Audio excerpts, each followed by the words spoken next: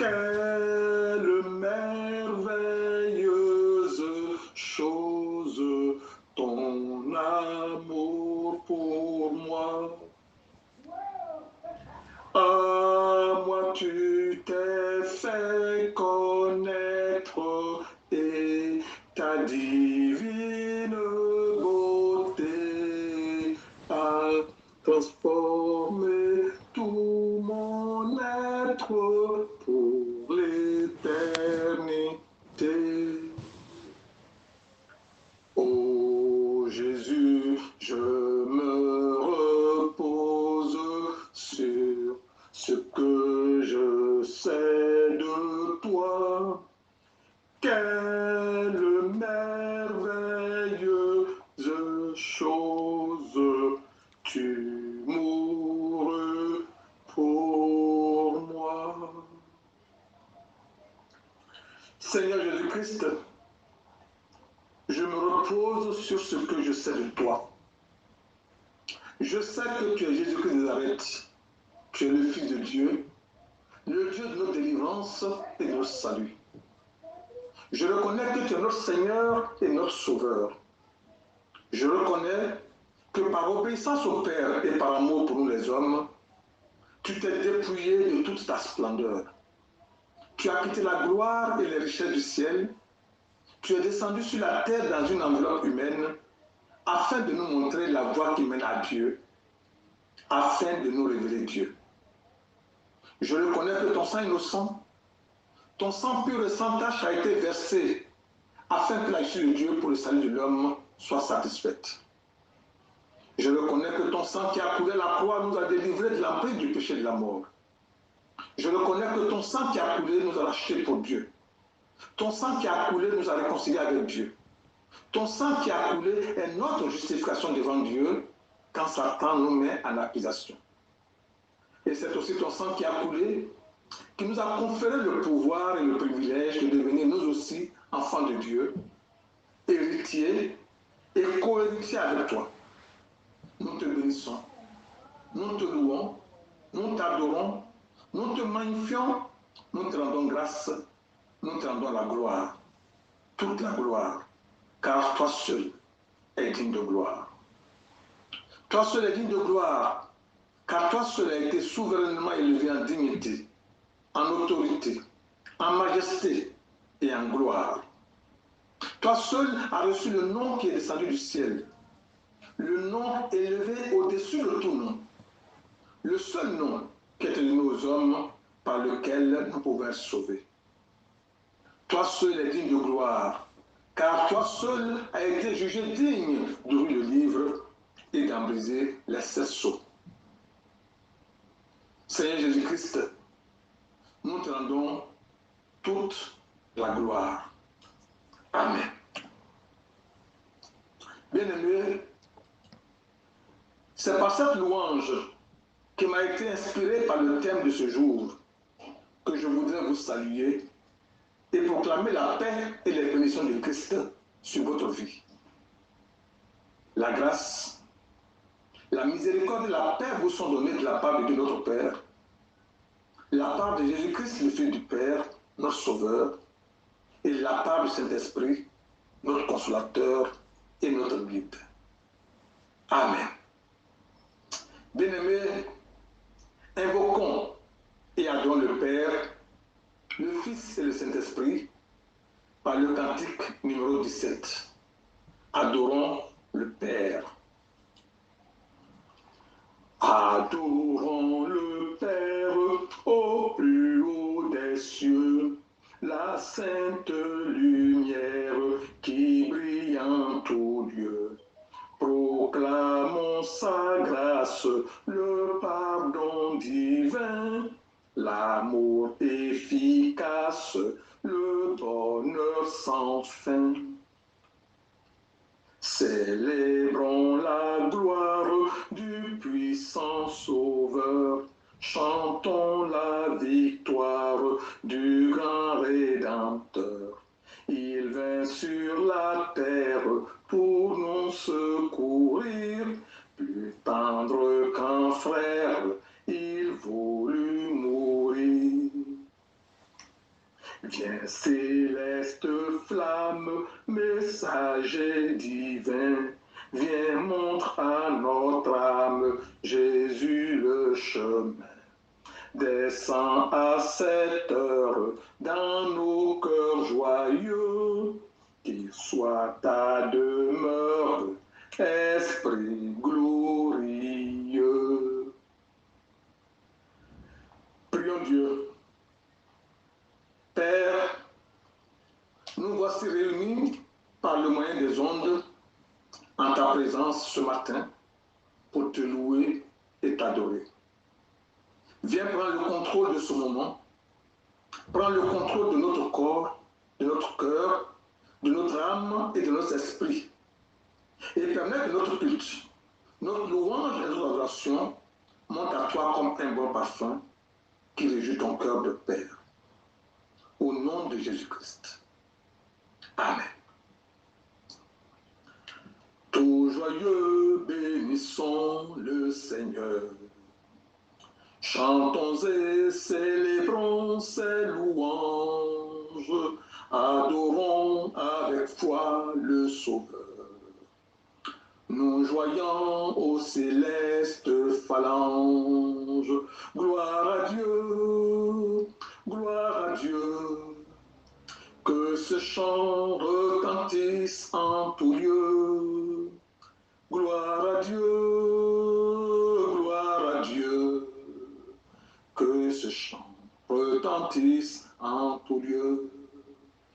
Gloire à Dieu, gloire à Dieu. Que ce chant retentisse en tout lieu. Gloire à Dieu, gloire à Dieu. Que ce chant retentisse en tout lieu. Voici, bien-aimés, la loi de Dieu pour nous ce matin. Notre Dieu est saint. C'est le Dieu 3 fois saint qui a horreur du péché, mais dont l'amour pour le pécheur est infini. Il convient donc que le pécheur qui vient à sa présence soit purifié et sanctifié. Car sa parole nous déclare en 1 Jean 1, les versets 8 et 9. Si nous disons que nous n'avons point de péché, nous nous séduisons nous-mêmes et la vérité n'est point en nous. Si nous confessons nos péchés, il est fidèle et juste pour nous les pardonner et pour nous purifier de toute iniquité. Frères et sœurs, ne dissimulons donc pas nos forfaits. Reconnaissons-les au contraire et confessons-les à Dieu avec un cœur humble, soumis, pénitent et obéissant, afin d'en obtenir le pardon par sa bonté et sa miséricorde infinie à travers ses nombreuses promesses. Reviens à ton Père, enfant égaré, dis-lui ta misère, dis-lui j'ai péché. Toujours il pardonne à qui se répand.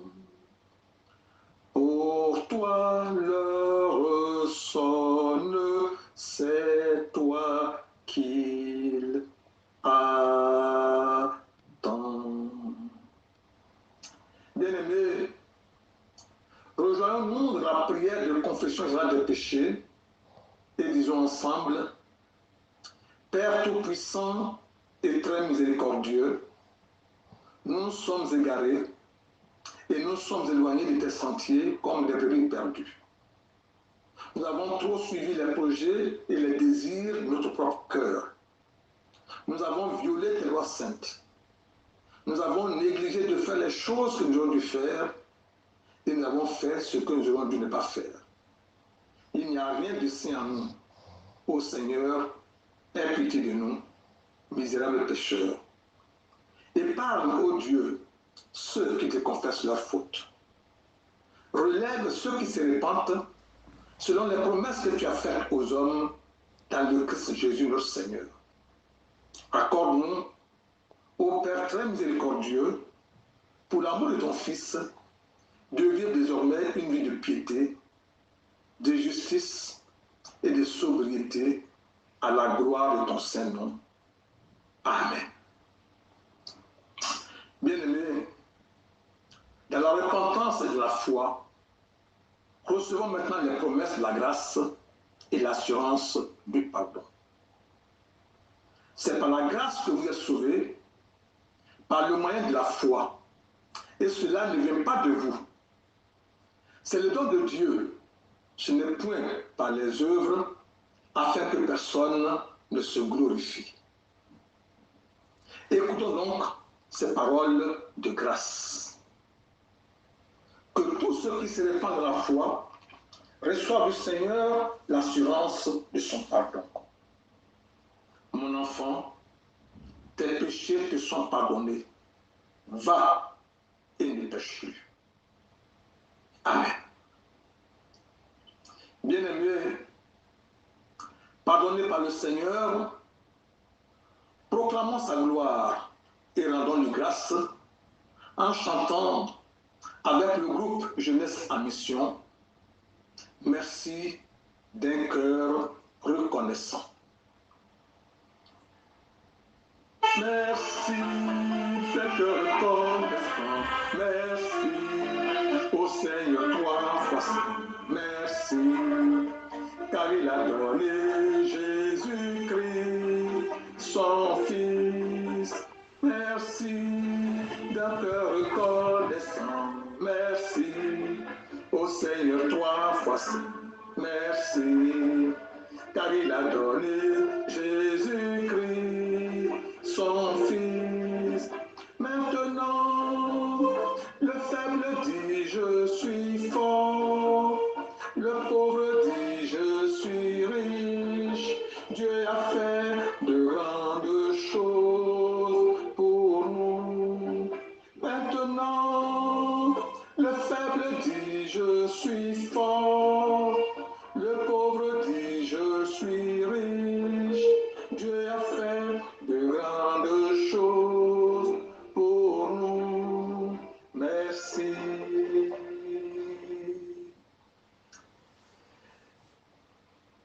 Bien-aimés, c'est le moment de l'écoute de la parole de Dieu. Cette parole qui relève, instruit et console. Préparons-nous donc à cette écoute par le cantique numéro 524. Écoutez la bonne nouvelle. Écoutez la bonne nouvelle, vous qui n'espérez plus. Dieu donne la vie éternelle par le sang de Jésus. Amour divin, amour sublime pour nous, le roi des rois, quitta les cieux, sainte victime, et mourut sur la croix. Amour divin, amour sublime pour nous, le roi des rois, quitta les cieux, sainte victime, et mourut sur la croix. Prions Dieu.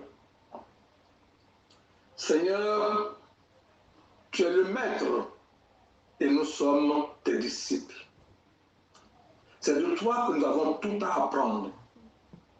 Cependant, nous sommes lents à comprendre et à croire ce qui concerne ton royaume. Mais tu nous as promis ton esprit de vérité pour nous conduire dans toute la vérité.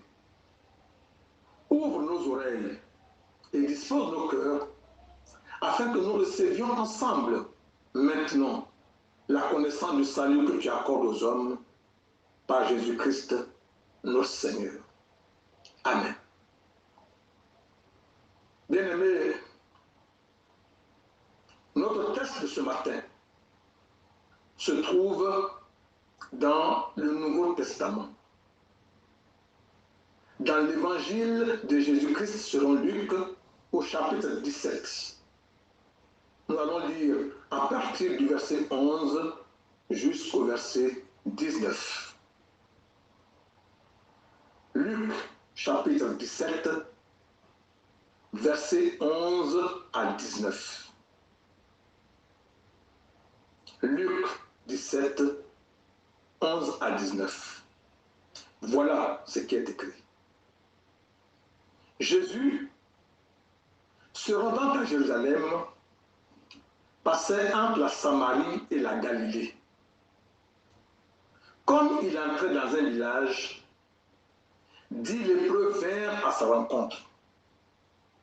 Se tenant à distance, ils élevèrent la voix et dirent: Jésus, Maître, aie pitié de nous. Dès qu'il les eut vus, il leur dit: Allez vous montrer au sacrificateur. Et pendant qu'ils y allaient, il arriva qu'ils furent guéris. L'un d'eux, se voyant guéri, revint sur ses pas, glorifiant Dieu à haute voix. Il tomba sur sa face aux pieds de Jésus et lui rendit grâce. C'était un Samaritain. Jésus prend la parole, dit: Les 10 n'ont-ils pas été guéris?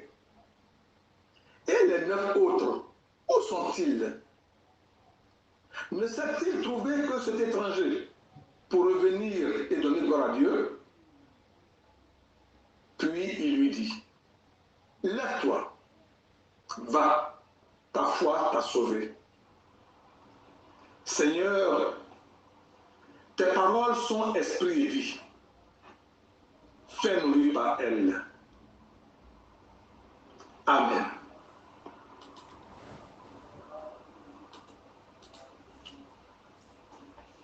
Ô Jésus, je t'aime car tu m'as sauvé. En t'offrant toi-même, ton sang m'a lavé. Sur la croix bénie, pour moi tu mourus, et ta mort est ma vie. Je t'aime, ô Jésus, qu'ici-bas je t'aime jusque dans la mort. À l'heure suprême du dernier effort, ma voix expirante ne s'entendra plus. Sachez que je t'aime, ô Jésus.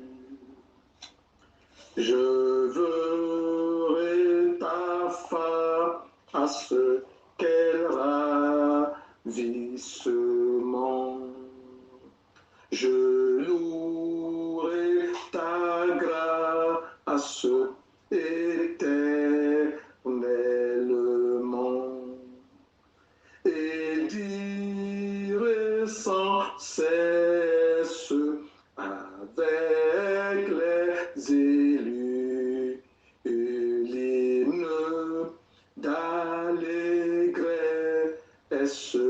Je t'aime, ô Jésus. Prions Dieu. Dieu notre Père, nous te remercions de nous avoir réunis à ta présence pour nous révéler ton amour et nous soumettre à ta volonté. Fais en nous toute autre voie que la tienne. Et de peur que nous trouvions notre condamnation dans ta parole, entendue sans être reçu, connu sans être aimé, écouté sans être mis en pratique, ouvre par ton Saint-Esprit nos esprits et nos cœurs à ta vérité. Au nom de Jésus-Christ. Amen. Sœurs et frères bien-aimés, je vous salue dans le nom précieux de notre Seigneur et Sauveur Jésus-Christ le ressuscité. Je vous transmets également les salutations du groupe pastoral d'Ossé en déplacement en Afrique. N'oubliez pas de les soutenir par vos prières. Bien-aimés, notre thème de méditation de ce matin est intitulé « Revenir sur ses pas pour donner gloire à Dieu ». Ce thème nous invite à réfléchir sur la reconnaissance dans le sens de la gratitude. Le thème de méditation qui nous a été proposé est le passage de Luc 17, 11 à 19 que nous venons de lire. Il ne s'agit pas ici d'une parabole, mais du récit d'une rencontre avec Jésus que Luc nous rapporte. Luc nous apprend qu'en route vers Jérusalem, Jésus est interpellé par 10 hommes atteints de la lèpre qui se tiennent à bonne distance de lui et qui implorent sa pitié. En réponse à leur sollicitation, Jésus leur ordonne simplement d'aller se montrer au sacrificateur. Ils obéissent aussitôt. C'est en allant chez les sacrificateurs qu'ils se rendent compte qu'ils sont guéris. Alors l'un parmi eux, un Samaritain, fait demi-tour en louant et glorifiant Dieu pour revenir vers Jésus. Bien-aimés, ce texte très court est pourtant riche en enseignements. Nous n'avons pas la prétention de les relever toutes, mais nous allons essayer d'en faire ressortir quelques-unes. Comme vous le savez, je nous invite à un exercice de commentaire composé, verset par verset, du texte. Ainsi, au verset 11, nous avons Jésus se rendant à Jérusalem passait entre la Samarie et la Galilée. Nous notons ici que Jésus, pour se rendre à Jérusalem, ne suit aucune des deux routes ordinaires connues, l'une passant par la Pérée et l'autre par la Samarie. Jésus s'est créé une autre route passant entre les deux, comme déjà un pont, un lien d'amour à but théologique qu'il veut dresser entre ces deux peuples ennemis. Car on le sait, les populations juives et samaritaines se détestent. Les Samaritains se différencient des Juifs sur plusieurs points. Entre autres choses, ils ont un ensemble de textes spirituels différents. Ils utilisent le seul Pentateuque, c'est-à-dire les 5 premiers livres de la Bible, au lieu de la Bible hébraïque et des écrits rabbiniques. Ils ont aussi un lieu de culte différent. Le mont d'Arizim au lieu du temple de Jérusalem. Ils ont enfin un calendrier de fêtes différent. Les évangiles se servent parfois de cette opposition entre Juifs et Samaritains pour fustiger le mauvais comportement des Juifs, notamment des pharisiens, pour les remettre ainsi à leur place. Cette mention de la Samarie prépare donc le lecteur à trouver un Samaritain parmi les lépreux que Jésus va guérir. C'est ce que va confirmer le verset 16. Versets 12 et 13. Comme il entrait dans un village, 10 lépreux vinrent à sa rencontre. se tenant à distance, ils élevèrent la voix et dirent, Jésus, Maître, aie pitié de nous. Nous n'allons pas spéculer sur le pourquoi du nombre 10 des lépreux. Mais nous allons simplement nous arrêter aux lépreux et nous demander pourquoi ils se tiennent à distance. Dans l'Ancien Testament, tout comme à l'époque de Jésus, avoir la lèpre avait de lourdes conséquences. Le lépreux était considéré comme impur à la fois sur le plan humain et le plan religieux. Il se trouvait complètement exclu de la vie sociale et religieuse. La loi de Moïse, dans Lévitique 13, verset 46, lui interdisait toute communication avec la société. La lèpre était certes une maladie impure et contagieuse, mais pire encore, elle était perçue comme le signe d'une malédiction divine sur l'homme, le signe d'un péché commis par lui. Le lépreux subissait donc une triple peine: la maladie, l'exclusion et la malédiction. Dans notre récit, les 10 lépreux se tiennent donc à distance de Jésus, conformément à la loi, et lui crient, Jésus, Maître, aie pitié de nous. En le nommant Jésus, ils montrent qu'ils ont entendu parler de lui et de ses actions. En l'appelant Maître, dans leur esprit, ils entendent responsable et non pas enseignant, savant, rabbi ou seigneur. Mais leur cri, aie pitié de nous, cri du désespoir et du dernier recours, cri à la fois du malade, de l'exclu et du maudit, signifie néanmoins qu'il place en lui un grand espoir de guérison. Verset 14. Dès qu'il les eut vus, il leur dit, allez vous montrer au sacrificateur. Et pendant qu'ils y allaient, il arriva qu'ils furent guéris. Bien-aimés, vous ne trouvez pas curieux la réaction de Jésus? Jésus ne bouge pas à leur vue. Il ne s'approche pas d'eux. Il ne leur tend pas la main. Il ne les touche pas. Il ne leur impose pas non plus les mains. Il leur ordonne d'aller se montrer au sacrificateur. Mais la réaction des lépreux est elle aussi curieuse. Sans aucune hésitation, ils obéissent à cette parole surprenante de Jésus et se mettent en route. Nous relevons ici une grande autorité de Jésus. Il ordonne et les lépreux obéissent. L'obéissance semble d'ailleurs les caractériser. Chacun d'eux fait ce que l'on attend de lui. Aucun ne s'approche des personnes saines. Tous étaient à la distance de Jésus et de ses disciples.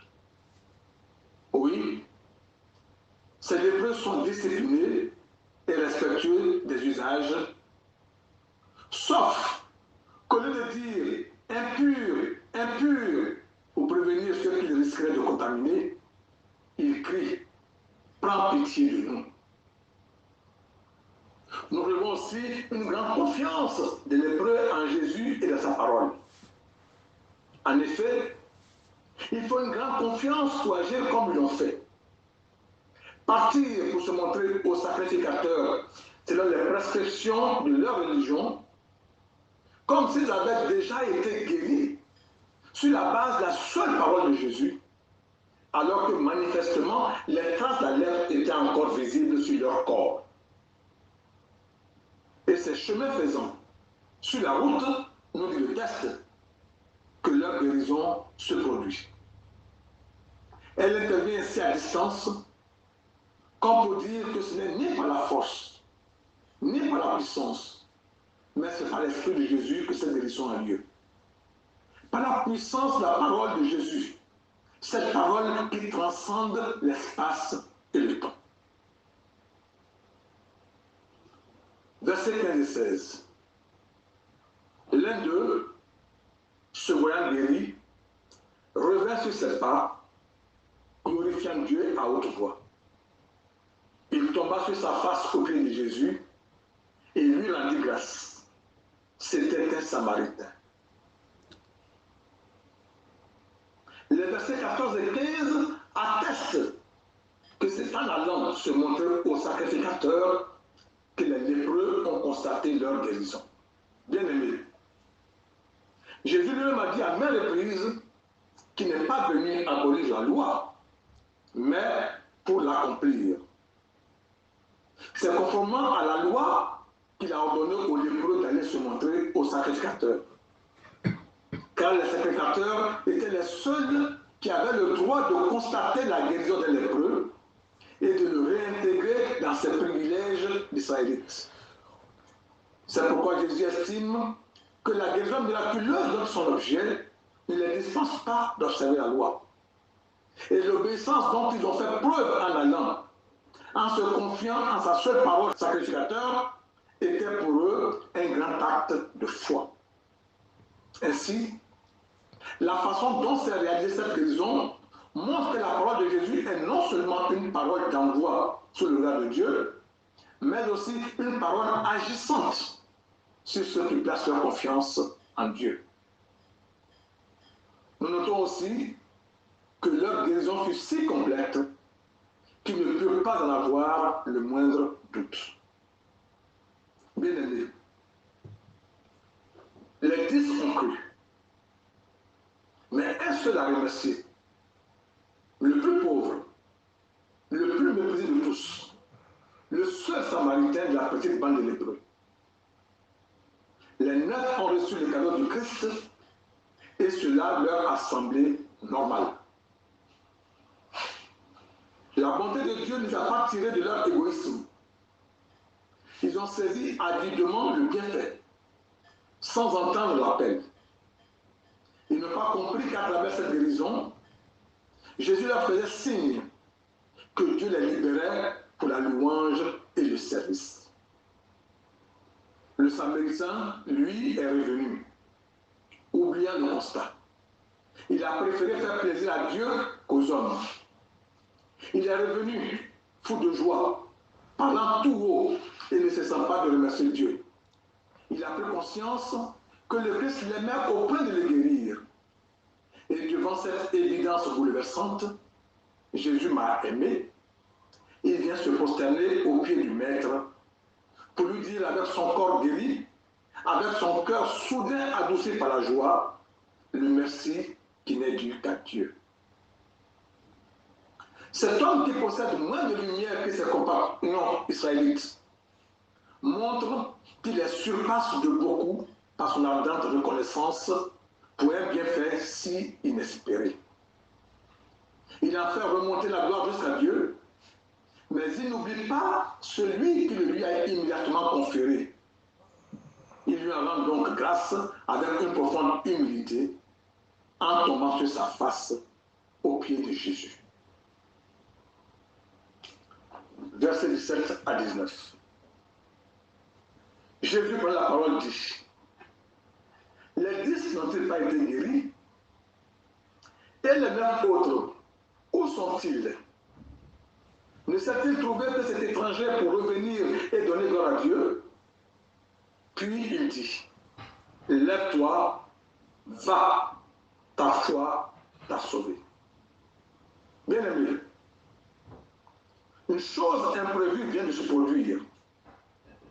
L'un des 10 lépreux, guéri et purifié, désobéit et ne suit pas l'ordre de Jésus. Il ne va pas immédiatement se montrer au prêtre pour faire reconnaître sa guérison et faire attester sa pureté retrouvée. Au contraire, ce Samaritain fait demi-tour en glorifiant Dieu, en lui rendant gloire. Il il retourne vers Jésus pour le remercier et lui rendre grâce. Jésus alors s'indigne que les 9 autres lépreux, qui ont eux aussi été guéris et purifiés, n'aient pas fait de même. En effet, le demi-tour accompli par ce Samaritain guéri et purifié est primordial, car c'est le signe d'un retournement qui s'opère en lui.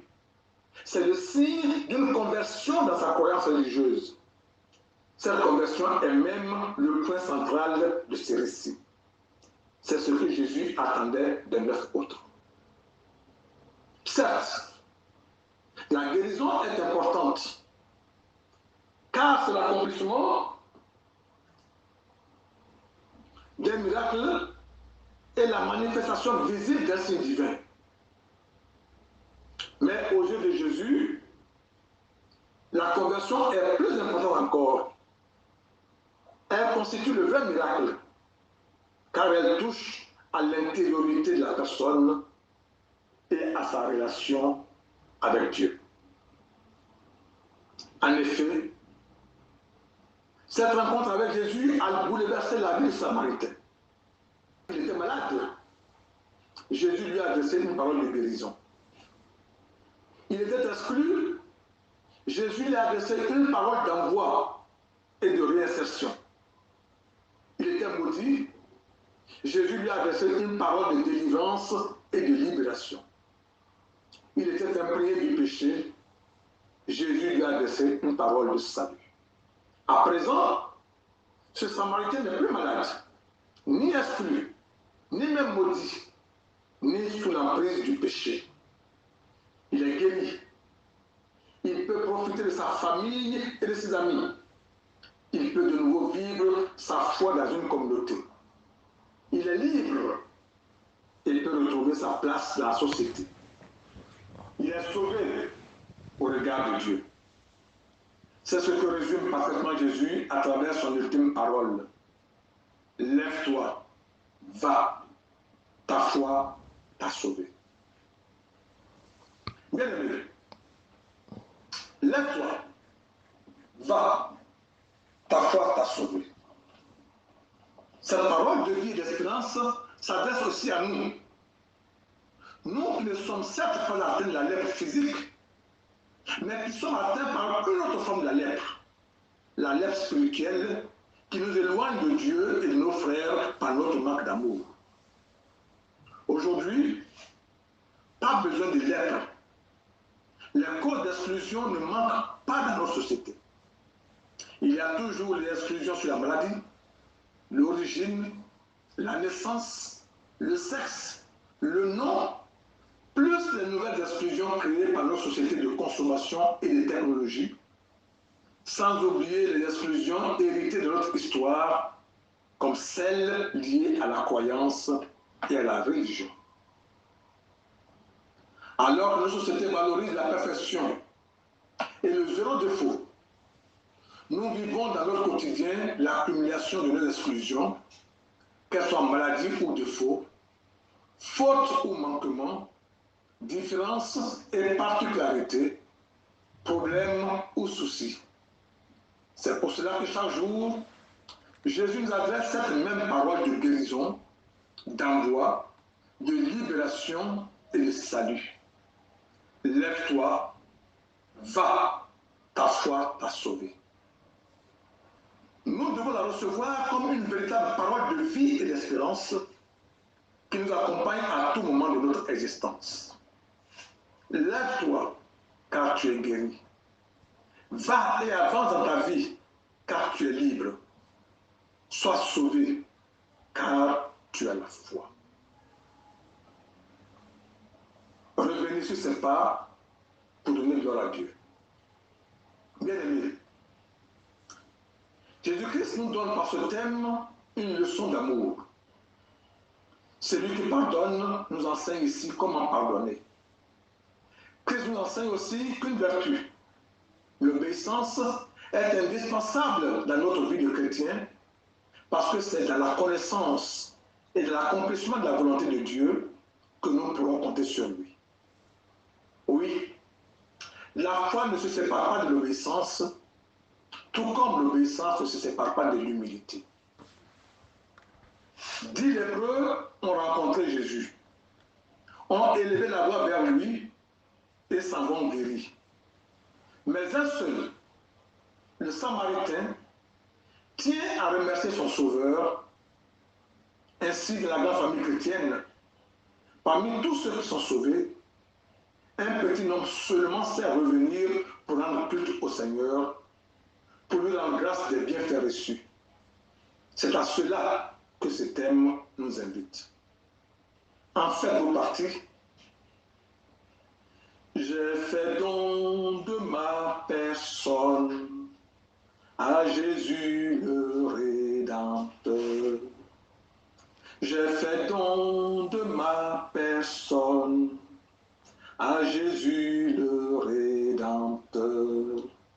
Car en vain dans tout l'univers, j'ai cherché le don parfait. Il vaut mieux que ce soit ainsi, si je désire vivre en sa présence. Car en vain dans tout l'univers, j'ai cherché le don parfait. Il vaut mieux que ce soit ainsi, si je désire vivre en sa présence. Que le Seigneur vous bénisse. Amen. Méditons en présence ce message que nous venons d'entendre de la part du Seigneur et laissons-le nous imprégner afin de nous transformer à devenir des vrais enfants de Dieu.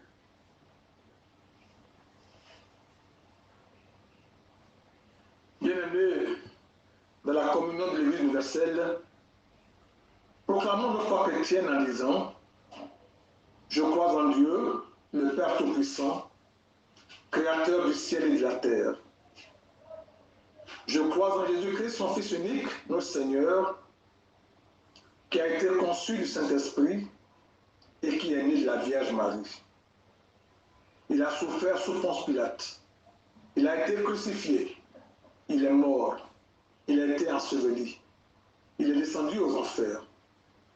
Le troisième jour, il est ressuscité des morts. Il est monté au ciel. Il s'est assis à la droite de Dieu, le Père Tout-Puissant. De là, il viendra pour juger les vivants et les morts. Je crois au Saint-Esprit. Je crois à la Sainte Église universelle, la communion des saints, la rémission des péchés, la résurrection de la chair et la vie éternelle. Amen. Prions Dieu. Père de miséricorde, tu as daigné faire entendre ta parole et nous permettre de t'offrir dans la communion de ton Église universelle notre adoration et nos actions de grâce. Veille et exaucer maintenant la prière que nous t'adressons pour la venue de ton règne. Dieu d'amour, Dieu créateur et rédempteur de tous les hommes, qui veut que nous nous regardions mutuellement comme les membres d'une famille, destinés à nous retrouver ensemble devant toi au dernier jour, daigne bannir de nos cœurs l'envie, la méchanceté, l'avarice et l'orgueil. Revêt-nous d'humilité, de bonté, de patience, en sorte que nous soyons prêts à réparer nos injustices, à pardonner celles qu'on nous a faites et à nous aimer les uns les autres comme Christ nous a aimés. Aide-nous à régler notre vie sur ta volonté sainte et à marcher comme étant constamment sous tes yeux.